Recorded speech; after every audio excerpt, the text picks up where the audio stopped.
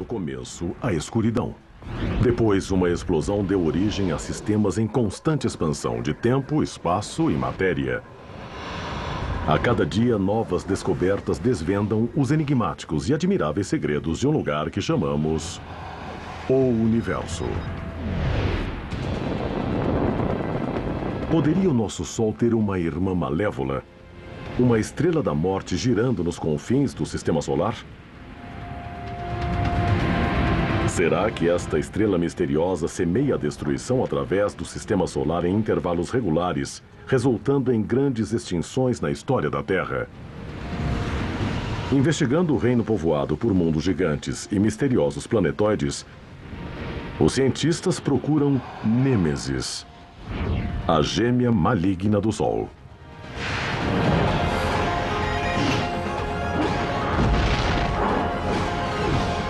O Universo. Nêmesis, gêmea maligna do Sol. Das bilhões de estrelas cintilando no céu, uma pode ameaçar a vida na Terra. A gêmea maligna do Sol, chamada Nêmesis.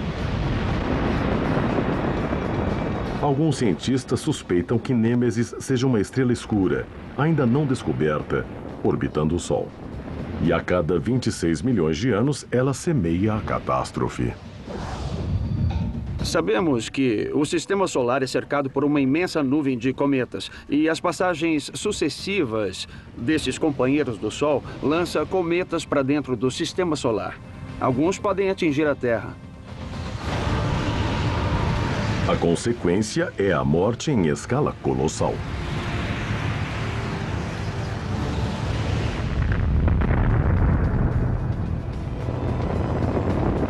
Hoje, é amplamente aceito que uma rocha do espaço causou o fim da era dos dinossauros 65 milhões de anos atrás. Nós estamos convencidos de que o motivo da extinção de uma grande fração de vida na Terra há 65 milhões de anos foi a queda de um cometa.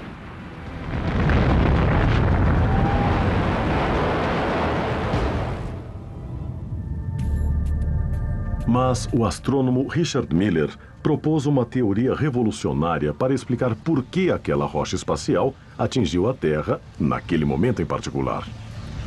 A teoria Nêmesis postula que há uma estrela orbitando o Sol em um período de 26 milhões de anos.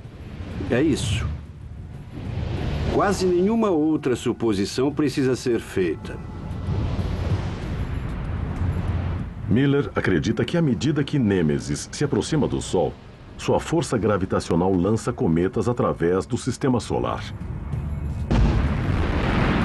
Os consequentes impactos resultaram em eventos de extinção em massa na história da Terra. Miller explica como a teoria surgiu. Dois paleontólogos, ao observarem os padrões de extinção, descobriram algo que pareceu totalmente insano. Eles disseram que extinções similares vêm ocorrendo em intervalos regulares de 26 milhões de anos. A descoberta do padrão regular de extinções a cada 26 milhões de anos pareceu impossível de ser atribuída a qualquer evento terrestre. Este é o tipo de coisa que se sonha na ciência. Significa que há algo que não entendemos. Significa que há uma descoberta a ser feita. Então estou tentando imaginar o que é. Miller elaborou uma incrível teoria. A única causa lógica para estas extinções periódicas é um elemento cósmico que orbita o Sol a cada 26 milhões de anos, afetando os cometas a cada aproximação. Em resumo, uma estrela da morte companheira do Sol. Se esta estrela for descoberta, será muito importante.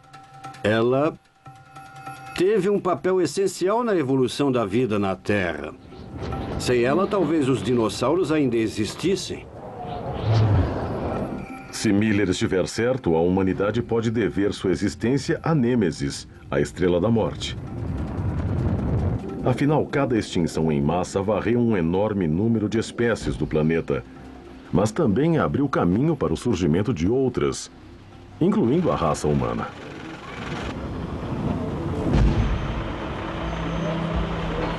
Nós podemos testemunhar a maneira como Nêmesis supostamente alterou a vida na Terra, observando um incêndio controlado em Santa Rosa Plateau, Califórnia. Ocasionalmente, eventos cataclísmicos que exterminam um vasto número de espécies ocorrem aqui na Terra. E é exatamente isso que acontece nesses incêndios controlados, em que o fogo elimina várias espécies, mas abre caminho para outras surgirem.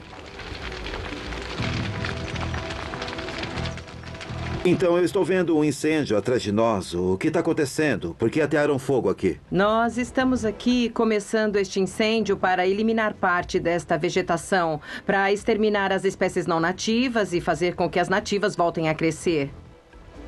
Retornamos aqui anualmente para queimar os pedaços diferentes de terra. Assim, um estudo pode ser feito e também podemos observar o impacto que esta prática está tendo no meio ambiente. O incêndio controlado simula o tipo de extinção em massa que a estrela Nêmesis pode ter causado. Muitas espécies são exterminadas, mas a destruição abre espaço para que os sobreviventes prosperem e evoluam. Assim como os mamíferos sobreviveram e floresceram após a extinção dos dinossauros, criando condições para a evolução humana.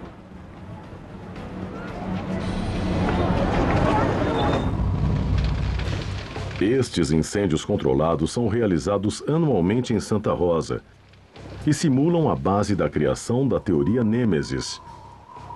A extinção ocorre de tempos em tempos. Na verdade, há somente duas explicações plausíveis para a regularidade das extinções. Uma delas é a teoria de Nêmesis. A outra defende que as extinções ocorreram acidentalmente a cada 26 milhões de anos. Mas como exatamente Nêmesis desencadearia a extinção com a regularidade de um incêndio programado? A possível resposta está em uma região do Sistema Solar conhecida como Nuvem de Oort.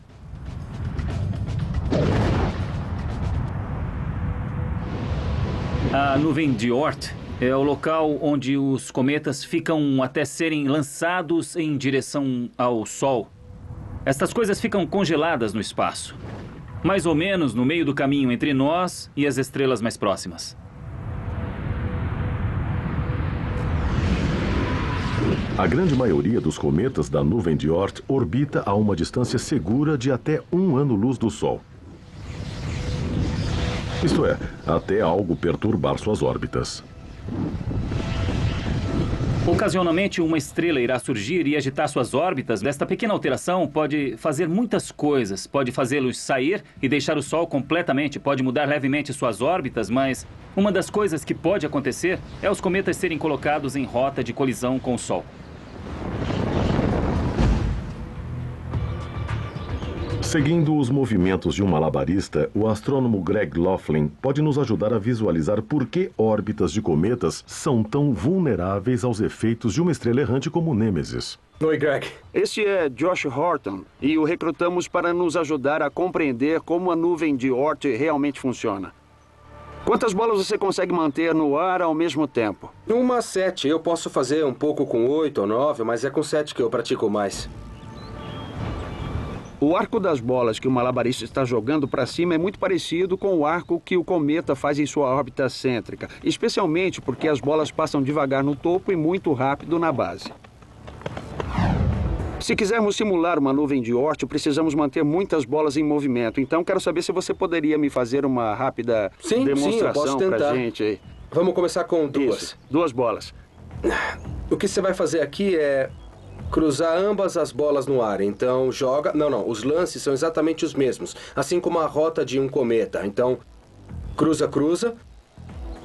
Elas fazem um X no ar. Você as joga ao mesmo tempo? Não, é direita, esquerda, pega. Direita, esquerda... Não, é assim mesmo. Só joga a esquerda um pouco direita, mais alto. Direita, esquerda, pega. Isso, boa. Você pode segurar ao mesmo tempo. Direita, esquerda, pega. Foi melhor.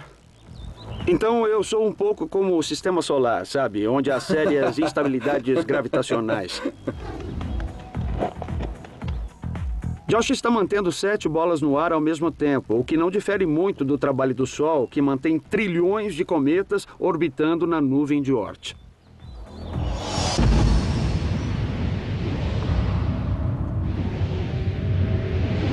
Mas, segundo a teoria Nêmesis, o delicado malabarismo do Sol é perturbado por sua irmã gêmea estelar a cada 26 milhões de anos.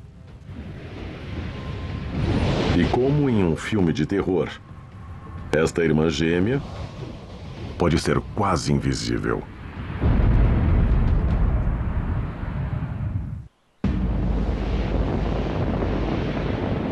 Será que o nosso Sol tem uma irmã gêmea maligna? Uma estrela chamada Nêmesis orbitando nos confins do nosso sistema solar? E será que Nêmesis lança cometas da nuvem de Oort em direção à Terra a cada 26 milhões de anos? Às vezes eles são lançados, às vezes orbitam sem perigo até evaporar e sumir. Se houver cometas vagando dentro do sistema solar, então, de certo modo, tudo pode acontecer. O cientista Richard Miller não só teoriza que estes desastres periódicos são causados por uma estrela mortal companheira do Sol, como também acredita que sabe precisamente que tipo de estrela ela é, uma anã vermelha. Uma estrela orbitando o Sol em um período de 26 milhões de anos. Esta é a minha ideia. Vamos supor que esta estrela seja uma anã vermelha. Por que uma anã vermelha? Porque é a estrela que mais existe na galáxia. Uma anã vermelha é uma estrela minúscula, cuja massa é inferior a 1/10 da do nosso Sol. Mas como o astrônomo Greg Laughlin demonstrou, pode ter o efeito de uma bola de boliche de 4 quilos lançada nos braços de um malabarista brincando com fogo. Por si só, a nuvem de Oort é um lugar bem chato, então vamos precisar de um pouco de ação. Estes bastões representarão os cometas na nuvem de Oort. E aí, Bom, tá pronto? acho que vou me afastar um pouco, né?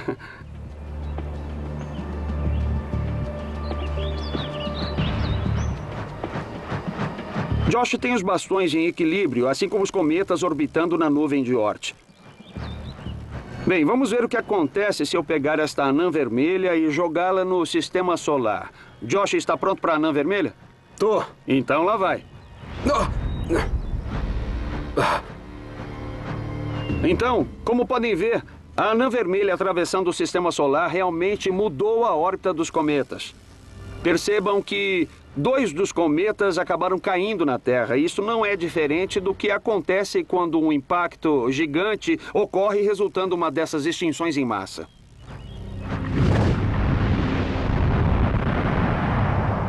Para muitas pessoas, a ideia de que a Terra tem sido vítima de uma série de impactos causados por uma estrela da morte parece improvável. Afinal, quando olhamos para o céu, só vemos um Sol. Mas, de fato, a maioria das estrelas vem em pares. Provavelmente, algo em torno de 60% a 70% das estrelas podem ser binárias ou ter um número ainda maior de estrelas no sistema.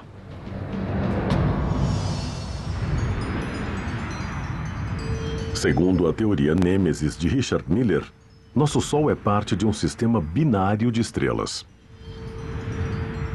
É plausível. Tudo o que temos a fazer é supor que o Sol, assim como 2/3 de todas as outras estrelas na galáxia, tem um par que gira ao seu redor em um período de 26 milhões de anos. Aí está. Mas se for verdade, por que não vemos a gêmea do Sol no céu? Segundo Miller, a razão é simples. Nêmesis é uma anã vermelha extremamente opaca. Quando criei a teoria Nêmesis, a questão era como ninguém a encontrou até hoje. Mas o motivo é óbvio. Ela deve ser difícil de ser achada. Por definição, uma anã vermelha quase não brilha. Ela pode ser a estrela mais próxima do nosso Sol e nós nem a conhecemos. Qual é a razão? Nós descobrimos estrelas próximas ou porque são muito brilhantes e a anã vermelha não brilha muito, ou porque o Sol passa por ela. Esta estrela está orbitando conosco, mas sua órbita é lenta, dura 26 milhões de anos. Então, por estar se movendo conosco, ela estaria em uma posição fixa no céu, não se moveria. Em outras palavras, observados da Terra, a maioria dos objetos próximos muda com o tempo. Mas Nêmesis está fixa. Então, enquanto a busca por Nêmesis se intensifica, a questão principal é onde olhar. Por sorte, os cientistas sabem como estrelas binárias orbitam uma a outra e podem aplicar este conhecimento na busca por Nêmesis. Se Nêmesis e o Sol tivessem massas iguais, elas orbitariam uma a outra em um círculo vasto, mas análogo, e a busca por Nêmesis seria relativamente fácil. Mas estrelas binárias raramente têm o mesmo tamanho.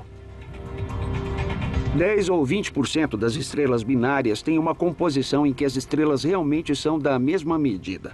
E há também um grande número de casos em que uma estrela é consideravelmente maior do que a outra. Quando estrelas binárias possuem tamanhos diferentes, a estrela menor, neste caso Nêmesis, gira em uma grande órbita ao redor de sua companheira maior, neste caso, o Sol, que mal parece orbitar. Mas por que a estrela menor gira em um círculo muito maior? A resposta envolve um conceito chamado centro de massa. Um par de ginastas em uma gangorra pode nos ajudar a visualizar como isto funciona. Estrelas binárias orbitam ao redor do seu centro de massa comum. Se duas estrelas têm o mesmo tamanho, orbitam ao redor de um ponto invisível no meio, bem entre elas. Assim como a Tammy e a Carly, que estão equilibradas nesta gangorra. Nossa, vocês estão bem equilibradas. Mas, ao contrário destas ginastas, Nêmesis e o Sol não são iguais. Richard Miller estima que o Sol tenha uma massa 10 vezes maior do que a de sua misteriosa irmã gêmea. E quando uma estrela binária é maior do que sua companheira, o centro de massa entre elas muda para mais perto da estrela maior. A Tammy vai nos ajudar a ilustrar isso. Tammy, quanto você pesa? Uns 60 quilos. 60 quilos? Uhum. E temos nesta extremidade cerca de 16 quilos. Você pesa pouco menos do que 4 vezes aquele peso. Então suba, vamos ver onde você precisa ficar para equilibrar a gangorra. Como Tammy pesa cerca de 4 vezes mais do que as anilhas de metal, ela precisa se mover para muito mais perto do centro de massa para obter o equilíbrio. Se Tammy e os pesos representassem estrelas binárias, as anilhas percorreriam uma órbita distante enquanto Tammy quase não se moveria. Na verdade, ambos estariam orbitando um ao outro.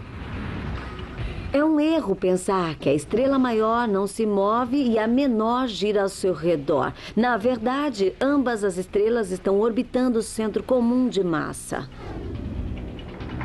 A estrela maior se move menos e a estrela menor se move mais.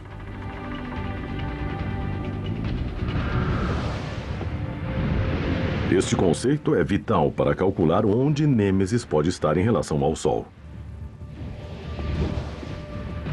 Sabemos que a órbita dura 26 milhões de anos. Isso nos diz qual é a sua distância. Ela tem um raio pouco superior a 1 ano-luz. Então conhecemos o tamanho de sua órbita. Agora que os cientistas têm uma vaga ideia de onde olhar, a busca por Nêmesis está a pleno vapor. E até agora, esta procura levou a uma nova e incrível teoria.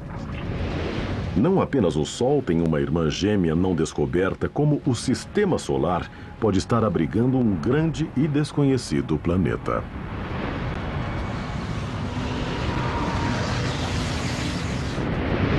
Na busca pela gêmea maligna do Sol que lança cometas e semeia a morte na Terra, todas as peças se encaixam, exceto uma. A teoria Nêmesis realmente carece que evidências concretas sobre a existência da estrela sejam descobertas para que a hipótese se sustente. Por que ainda não a encontramos? Na verdade, há alguns astrônomos que não dão muita atenção a isto. Simplesmente presumem que se a estrela existisse, já teria sido descoberta. Nós acreditamos que ela pode ser encontrada nos próximos anos. Só precisamos procurar estrelas opacas.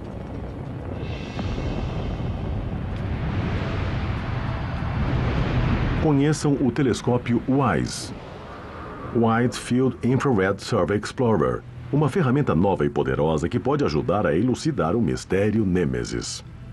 A razão deste telescópio ser tão bom é que ele opera em infravermelho. Ele vê o calor, basicamente. Ao medir o calor em vez da luz, scanners infravermelhos podem tornar objetos escuros, mais quentes, fáceis de serem localizados. A vantagem de se captar o calor através do infravermelho é que não importa a distância que o objeto esteja do Sol. Júpiter é um bom exemplo. A temperatura na superfície deste planeta é de menos 108 graus Celsius. Mas isto é muito quente comparado aos 270 graus negativos do espaço. Então, mesmo na ausência da luz do Sol, um planeta distante semelhante a Júpiter brilharia intensamente no infravermelho.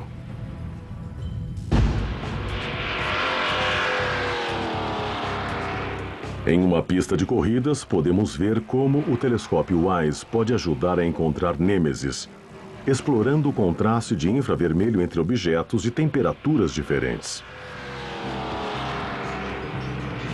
Aqui, o ronco dos motores só conta metade da história. Nós estamos aqui hoje na escola de pilotagem Drive Tech para entrarmos em um carro de corrida que dará várias voltas nesta pista.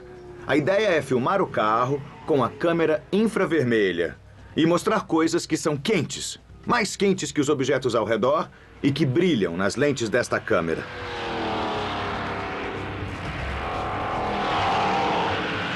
E aí, Ted? Como vai? Muito prazer. O prazer é meu. Então, será o piloto? Sim, senhor. E a que velocidade chegaremos? Aproximadamente 270 km. Nossa, isso é cerca de 3 vezes a velocidade permitida nas rodovias, Tá bom. então as coisas vão ficar quentes por aqui. Com certeza. Tá legal, então vamos lá.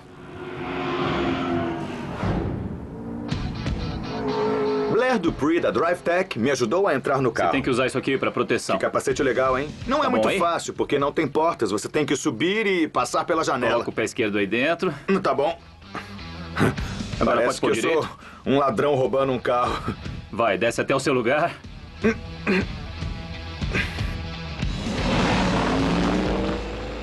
Estar naquele carro de corrida foi muito empolgante.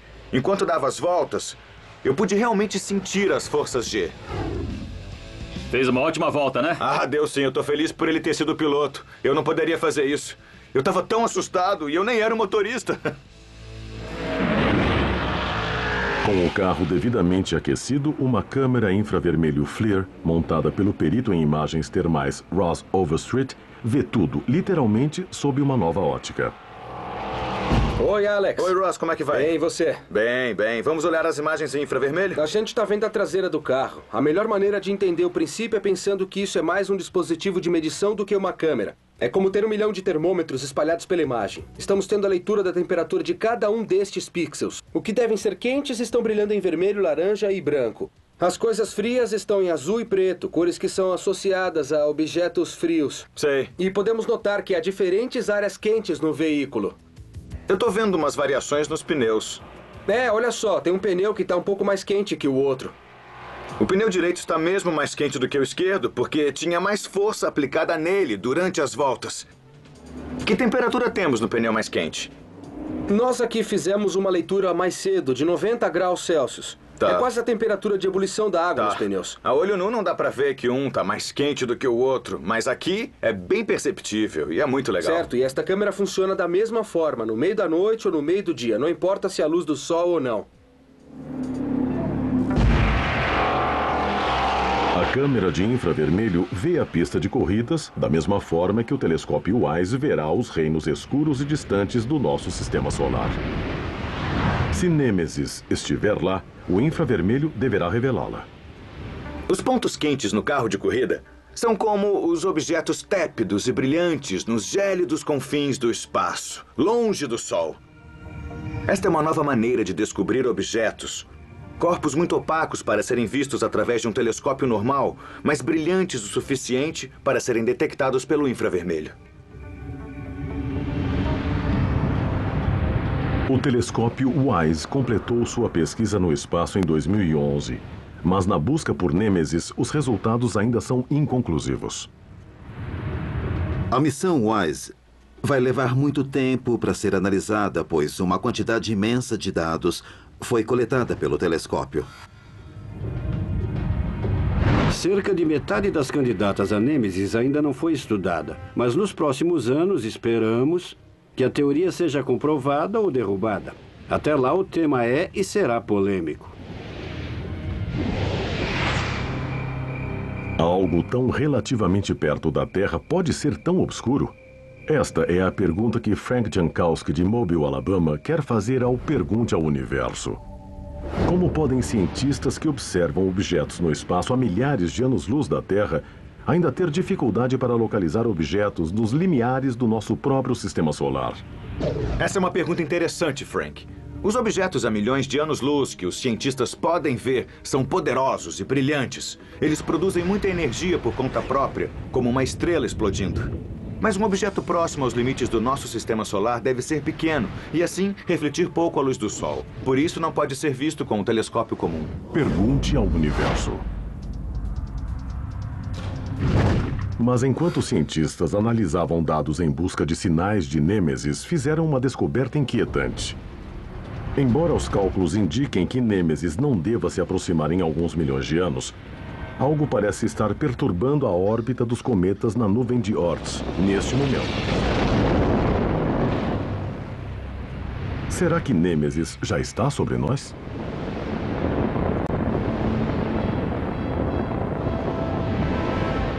Desde a criação da teoria Nêmesis, os astrônomos estão à procura de uma estrela vermelha e opaca que periodicamente afeta a órbita dos cometas na nuvem de Oort. Como resultado, os cometas são lançados no sistema solar para encontros catastróficos, inclusive com a Terra, a cada 26 milhões de anos.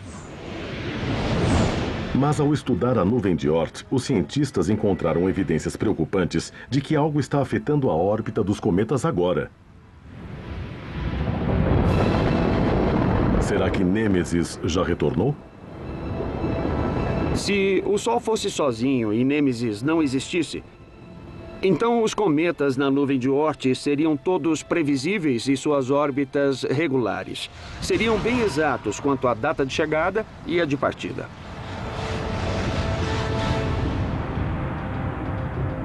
Sem a interferência gravitacional de qualquer outro corpo além do Sol, os cometas da nuvem de Oort, como os objetos do malabarista, podem ter órbitas iguais no espaço. Entretanto, isto não é o que alguns cientistas relatam. Quando olhamos para o céu e vemos de onde os cometas estão vindo, a rota deles tende a se concentrar em uma certa região do espaço. Uma explicação possível para isso é que esta inclinação está sendo provocada por perturbações gravitacionais de um objeto que está lá, oculto. Com base nestas observações, os cientistas supõem que um grande objeto está perturbando a nuvem de Oort. Eles fazem isto da mesma forma que os agentes de trânsito deduzem que um acidente está atrapalhando o tráfego de Los Angeles.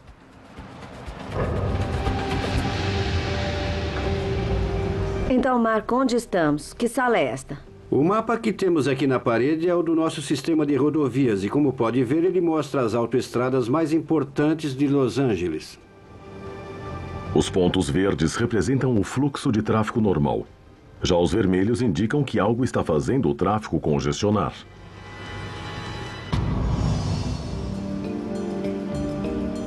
Então, a velocidade é apenas um indicador de que algo está acontecendo, mas para realmente saber o que é, você precisa ter uma câmera lá ou o relato de alguém que está no local colhendo informações. Correto. Os astrônomos têm este problema todo o tempo. Eles tentam entender o que não podem ver. Na astronomia, frequentemente deduzimos a existência de algo. Não porque podemos vê-lo, mas porque notamos a influência que a coisa tem nos objetos ao redor.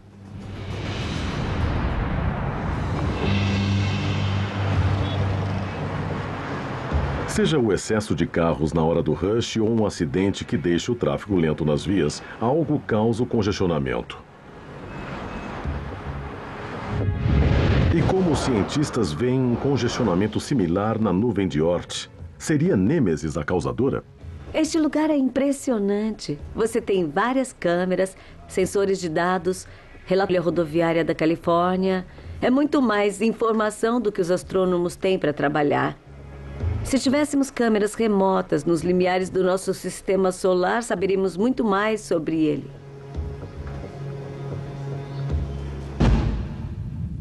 Mesmo sem câmeras remotas, os cientistas elaboraram uma notável teoria para explicar o congestionamento na nuvem de Oort. Segundo esta teoria, o culpado por perturbar a nuvem de Oort não é Nêmesis, mas é algo igualmente impressionante. Um planeta gigante não descoberto, 4 vezes maior que Júpiter. Em resumo, o maior planeta do Sistema Solar. Os cientistas sugerem chamá-lo de Tyche. Em poucas palavras, Tyche é uma Nêmesis Light. Nêmesis, segundo a teoria original, é literalmente uma estrela anã vermelha, algo que seria 100 vezes maior do que Júpiter. Diferente de Nêmesis, Tyche não brilharia como uma estrela. Em vez disto, pareceria uma versão estranha de Júpiter. Se colocássemos óculos de visão noturna, a imagem seria muito mais impressionante. Nós veríamos brechas entre as nuvens, haveria raios. Veríamos as nuvens se acenderem com os relâmpagos abaixo delas.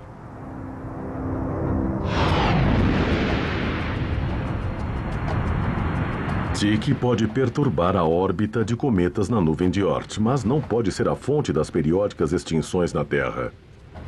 Primeiro, sua suposta posição o coloca em uma órbita de 1 milhão de anos, não de 26 milhões como Nêmesis. Segundo, Tyche é muito pequeno.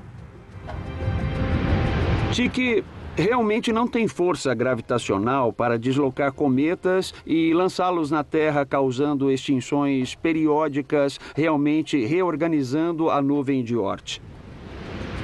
Os únicos efeitos que ele causaria seriam pequenas inclinações, mas não teria força para lançar cometas aparentemente vindos de lugar nenhum.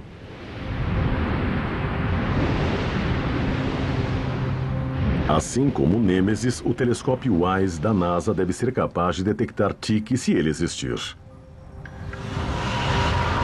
Embora seja surpreendente que nosso sistema solar possa abrigar um planeta gigante desconhecido, isto não apoia nem refuta a ideia de que também possa abrigar a estrela Nêmesis.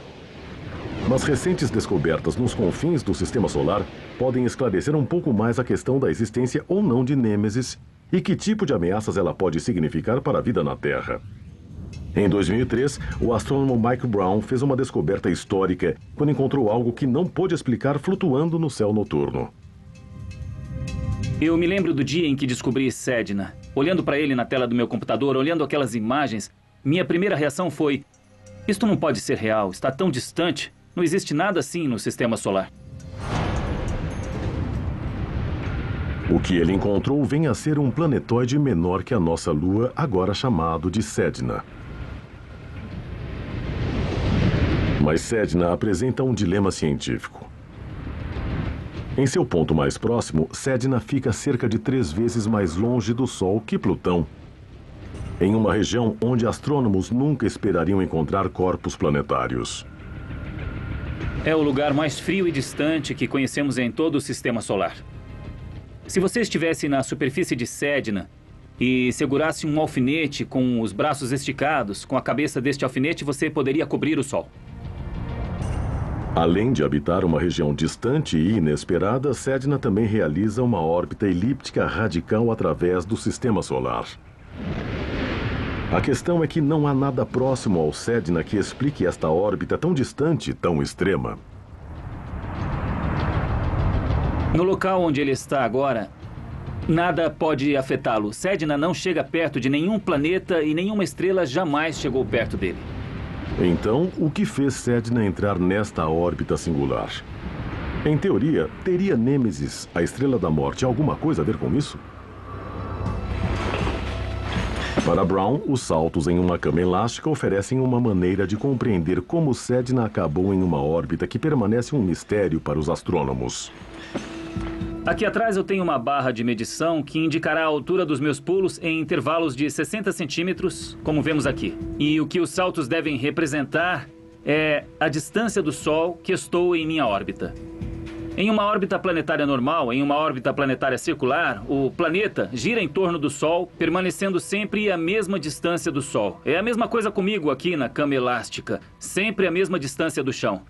Em outros tipos de órbitas, em vez de um movimento circular, podemos ter um movimento elíptico ao redor do Sol. O corpo se afasta do Sol e volta em direção a ele. O corpo se afasta e retorna. Isto seria como pular desse jeito na cama elástica. A gravidade nos mantém em órbita. Então, quando atingimos o ponto máximo no salto, a gravidade nos puxa de volta. Então, contanto que nada aconteça comigo, eu ficarei nesta órbita para sempre, subindo e descendo sempre na mesma altura. Mas algo incomum afetou Sedna. Uma força misteriosa o lançou em uma região onde nenhum corpo planetário deveria existir. Alguns suspeitam que essa força tenha sido Nêmesis. E se a gêmea maligna do Sol estiver lá, os cientistas poderão dizer exatamente quando veremos os terríveis sinais de seu retorno.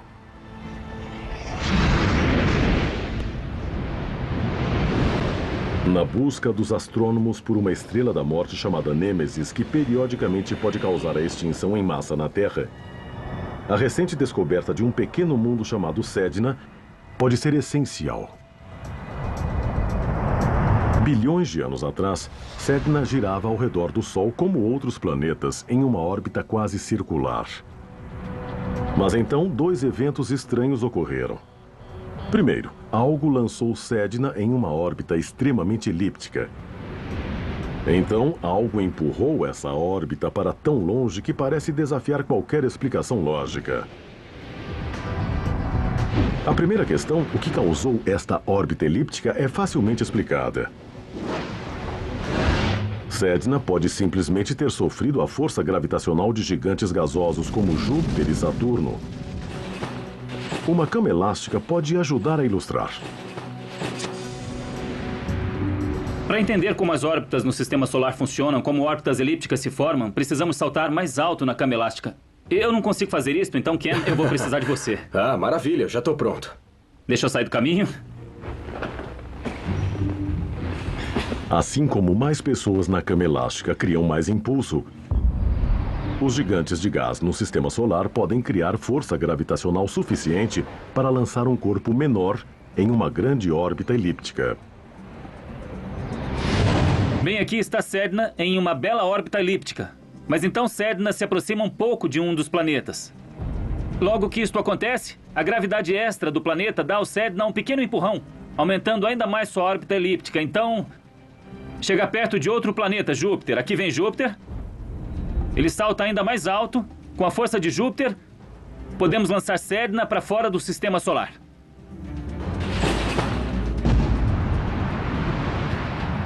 A força gravitacional gerada por Júpiter e Saturno pode explicar por que a órbita de Sedna tem formato elíptico, mas não como ele foi parar em uma região longínqua do sistema solar, onde os cientistas nunca esperariam encontrar um corpo planetário. Sedna estava em uma órbita elíptica, indo mais longe, então algo aconteceu a ele quando estava aqui. Alguma outra força gravitacional o deslocou para uma órbita diferente e Sedna não voltou para o mesmo lugar em que estava.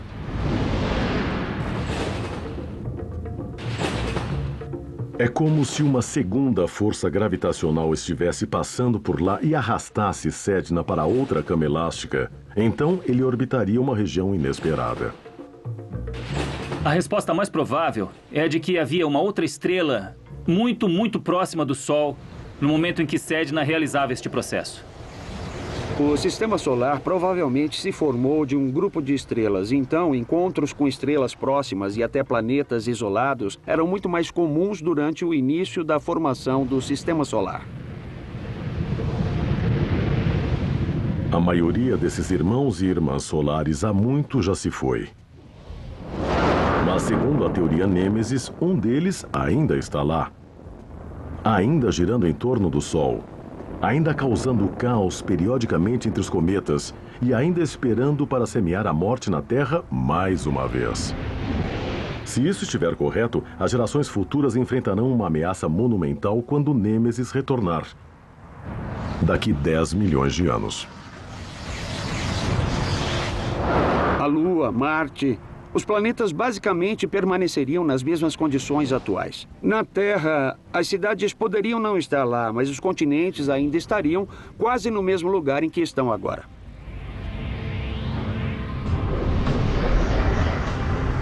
Mas, segundo a teoria Nêmesis, uma grande mudança está ocorrendo a 1 ano-luz do Sol. Uma estrela opaca vermelha entrou na nuvem de Oort. Nêmesis retornou. Se ainda houver humanos na Terra, eles enfrentarão uma lenta, mas iminente ameaça cósmica.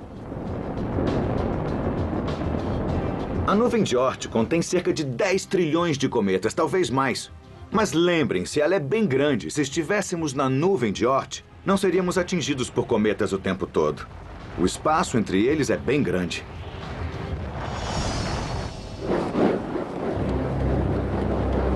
Como uma bola de boliche nas mãos de um malabarista, Nêmesis simplesmente empurra alguns cometas para fora de seu caminho.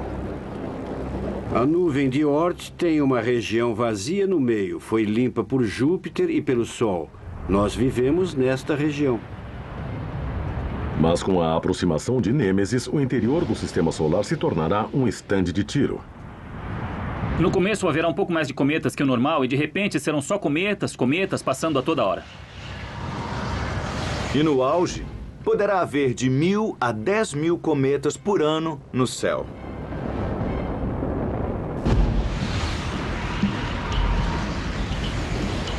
Segundo projeções, a Terra ficaria no centro desta chuva de cometas por 1 milhão de anos. Em um período de 1 milhão de anos, seríamos visitados por cerca de 1 bilhão de cometas. Se fizer os cálculos, verá que um deles atingirá a Terra, 1 ou 2. Será difícil prever com exatidão quando o impacto ocorrerá. Mas haverá esta fase, esta zona de perigo em que as chances de um impacto catastrófico com algo do tamanho de um cometa serão muito maiores do que são agora.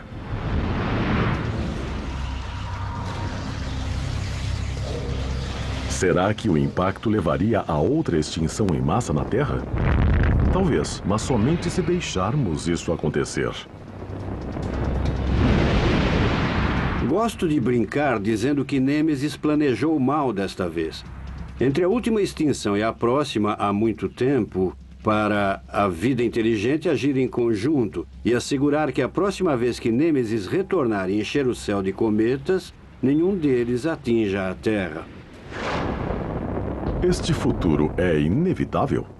Até os cientistas descobrirem Nêmesis ou confirmarem definitivamente sua inexistência, ninguém saberá ao certo. É importante perceber que esta não é só uma conversa abstrata.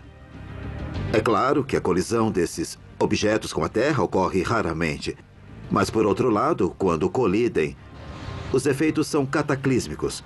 Então, o que precisamos ser capazes de fazer é ter uma melhor compreensão do nosso sistema solar e manter os olhos no céu, pois isso pode ser vital à nossa sobrevivência. Se um dia no futuro o céu se encher de cometas, talvez a humanidade já terá encontrado uma forma de se salvar, em vez de acabar como mais uma vítima da gêmea maligna do Sol.